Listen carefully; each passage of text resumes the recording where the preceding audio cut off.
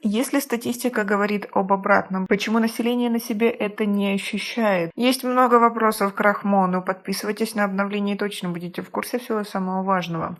С достижением водохранилища Нурекской ГЭС максимального уровня воды здесь начинают сброс воды, чтобы снизить его до проектных параметров. На сегодняшний день воды в водохранилище предостаточно, чтобы обеспечить стабильную выработку электроэнергии.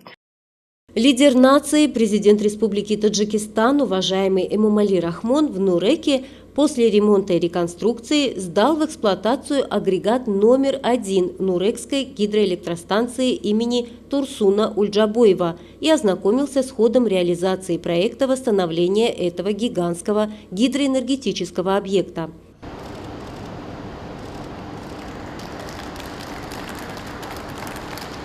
Реализация проекта восстановления Нурекской ГЭС началась в марте 2019 года.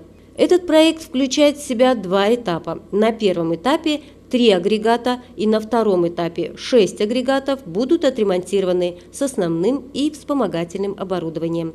В связи с этим будет полностью обновлено оборудование собственных нужд гидроэлектростанции. В реке Вахш, за счет которой наполняется водохранилище Нурекской ГЭС, приток воды составляет около 1659 кубических метров в секунду.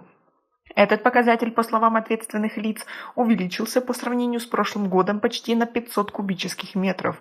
Эти цифры подтвердил и председатель Нурека Дилшот Асазада.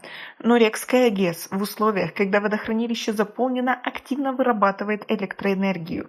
В Хукумате Нурека сообщили, что все агрегаты гидроэлектростанции находятся в рабочем состоянии и производят электроэнергию. Но несмотря на сообщения о повышении уровня воды и увеличении выработки электроэнергии, некоторые жители по-прежнему жалуются на отключение электроэнергии.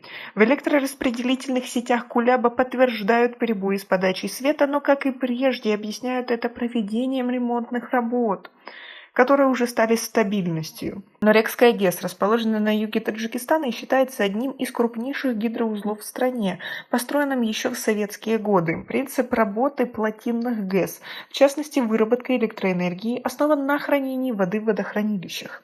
В начале зимнего периода из-за понижения уровня воды в Нурекском водохранилище на большую часть страны вводится ограничение на подачу электроэнергии. Но в Хукумате Нурека не дали четкого ответа, хватит ли существующего объема воды для бесперебойной подачи света в предстоящий зимний период или нет.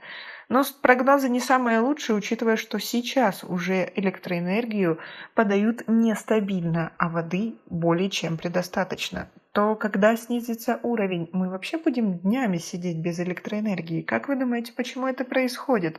Они, конечно же, могут сказать, что они экономят воду на зимний период, но по сути часть воды они сбрасывают, с помощью которой могли дать людям электроэнергию. Так почему они этого не делают? В чем, как вы думаете, проблема? Некоторые предполагают, что это из-за старых трансформаторов, которые никак не поменяют, из-за них не могут дать полную мощность электроэнергии. Так почему просто не заняться этим вопросом, не поменять все, и тогда население будет жить в нормальных условиях без перебоя света?